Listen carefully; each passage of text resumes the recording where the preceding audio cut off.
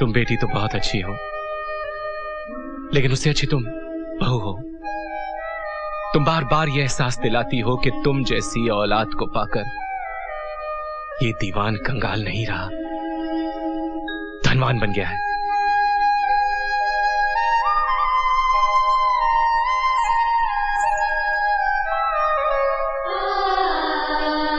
नेहा, पिताजी का ख्याल रखना।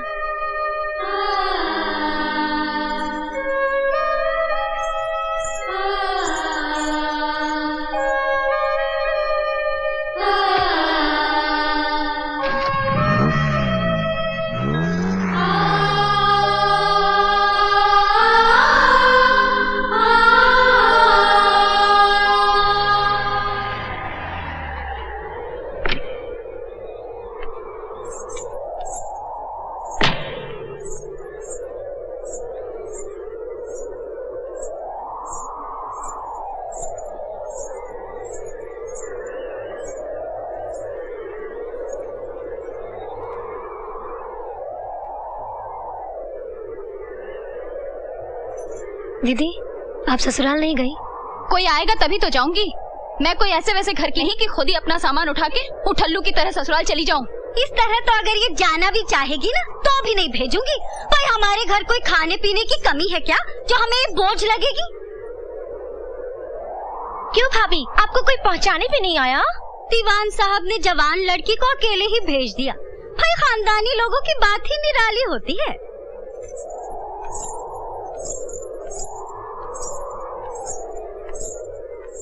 अरे ये क्या बहुरानी, अरे इस घर में खुद का बोझा उठाना मुश्किल है, ऊपर से तुम ये बोझा उठा रही हो। नहीं नहीं बने मियाँ, ठीक है। मैं नहीं हूँ क्या इस बोझ को उठाने को? आओ।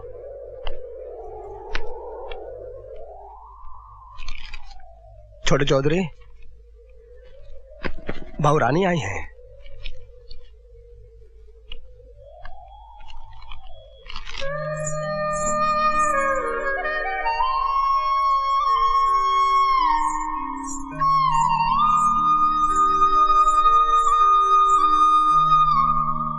आप इस तरह अचानक हमें छोड़ के चले आए, मैं तो बुरी तरह से घबरा गई थी। पता नहीं क्या हो गया। दीवान साहब से नहीं पूछा कि क्या हुआ? डैडी की जो हालत है वो उन्होंने आपको बता ही दी थी। वो कभी झूठ नहीं बोलते। मुझे क्या मालूम था कि वो अंदर से इतने खोखले हैं, वरना एक इंजीनियर को 10-15 लाख देने वाले बहुत मिल जाते हैं। लेकिन आप लोगों ने तो पहले दहेज की बात बिल्कुल नहीं की। सोचा था दीवान साहब है, बिन मांगे ही बहुत कुछ मिल जाएगा। वो अपना मकान गिरवी क्यों नहीं रखते थे?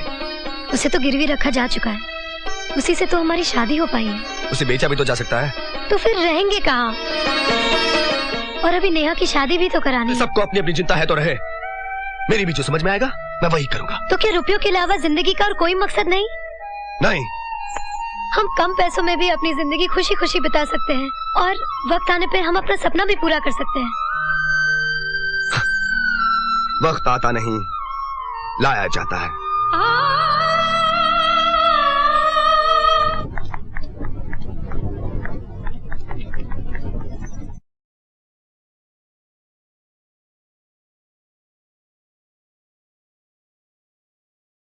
बहू जी, कल्पिता के सर में इतना दर्द है कि वो तड़प रही है, इसलिए आज का खाना तुम ही बनाना। जी हाँ।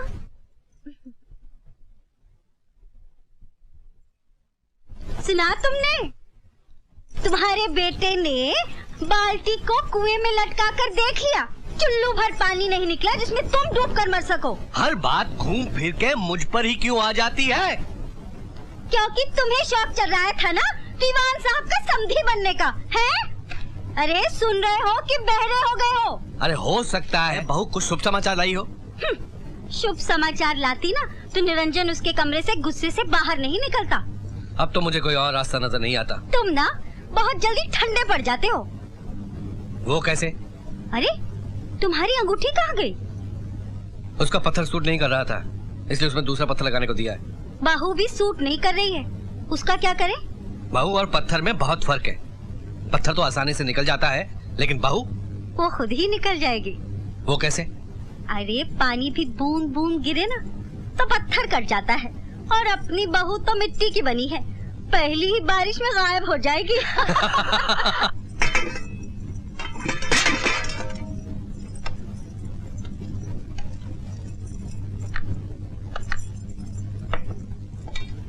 बिल्लू भैया आया बहुरानी। बड़ा दुख देना नथनिया ने। आप बोलिए। टेबल पर खाना लगा दीजिए, मैं हाथ मुंह धोकर आती हूँ। अच्छा। उई!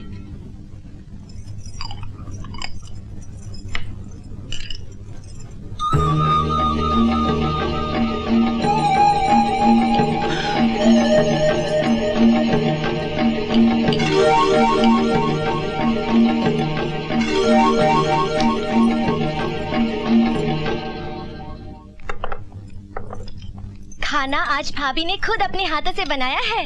लो बेटा, ये लीजिए। अरे भैया को भी दो ना सब्जी, ये ले बेटा।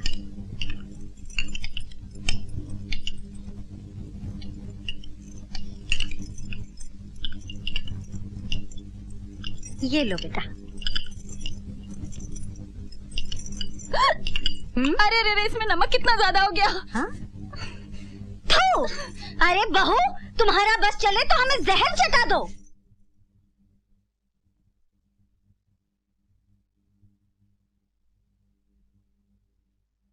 माँ जी, नमक कुछ ज्यादा हो गया क्या? कुछ नहीं, बहुत ज्यादा हो गया।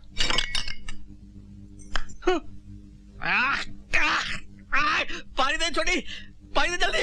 अब क्यों जान निकल रही है? खुद ही तो बिना माँ की बेटी को उठा कर ले आए। अरे माँ होती तो बेटी को खाने पीने के तौर तरीके सिखाती ना।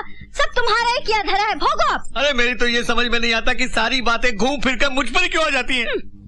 माँ जी, मैं फिर से खाना बना दूं? बस बस रहने दे बहू, खाना हम बना देंगे। तू सिर्फ बर्तन साफ कर दिया कर। जी। याद रहे, मैंने बर्तन साफ करने के लिए कहा है, तोड़ने फोड़ने के लिए नहीं।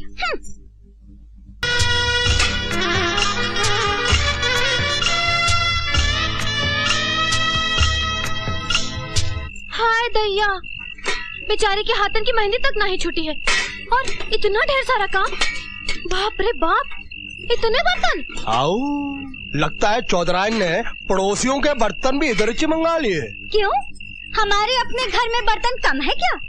वैसे भी अपना काम खुद ही करना चाहिए। काम करते रहने से सेहत भी ठीक रहती है और रात को नींद अच्छी आती है। और एक बात तुम दोनों कान खोलकर सुन लो, खबरदार जो मेरे घर के मामले में टांग अड़ाई तो, समझे? अरे इतने बर्तन? जाओ, चलो यहाँ से। आ जाते हैं पता नहीं कहाँ से मुंह उठा के। बड़े आए थे उसके हमदर्द बनके। लेकिन एक बात तो है मम्मी। क्या?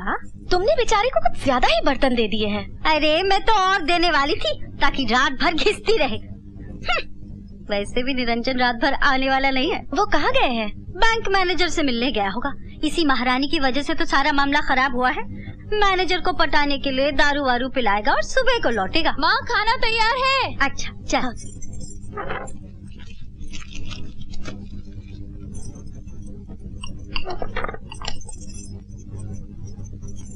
माँ, उसे मत खाना, वो कल का है और बिल्ली ने भी उसे झूठा कर दिया है। हाँ? अरे तो क्या इसे फेंकेगी? इन्हें बुरा लग रहा है ना, तो डाल दे इनकी थाली में। घूम फिर कर सारी बातें मुझ पर ही क्यों आ जाती है? अरे मेरे कहने का मतलब ये था, इसे बहू तो खा सकती है कि नहीं? हाँ हाँ, वो क्यों नहीं खा सकती? वो तो है ही जूठन खाने लायक। हाँ, उसके लिए रख दे। बिल्ली का जूठा खाएगी तो बिल्ली की तरह बेवफा हो जाएगी, तब ये घर भी जल्दी से छोड़ देगी।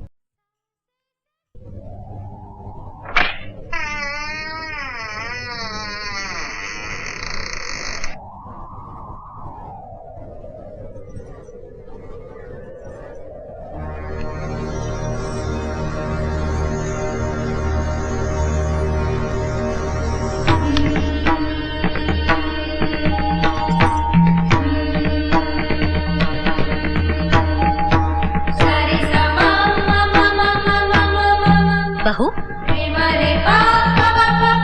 क्या बात है? माँ जी, मैं आप लोगों से कुछ कहने आई हूँ।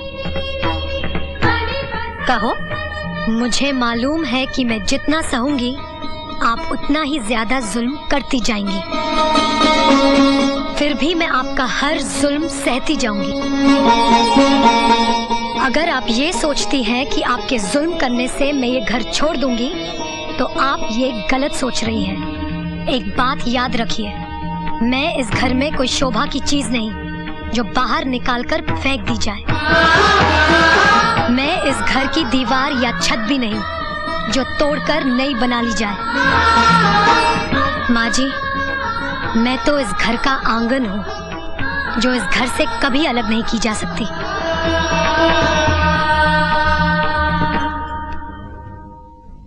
देखा देखा कैसे मुंह पर चोट करके चली गई। सब तुम्हारी वजह से हुआ है। मेरी ये समझ में नहीं आता कि हर बात घूम फिर कर मुझ पर ही क्यों आ जाती है। सबसे पहले तुम ही गए थे ना उसे देखने और आकर बोले साक्षात सरस्वती है।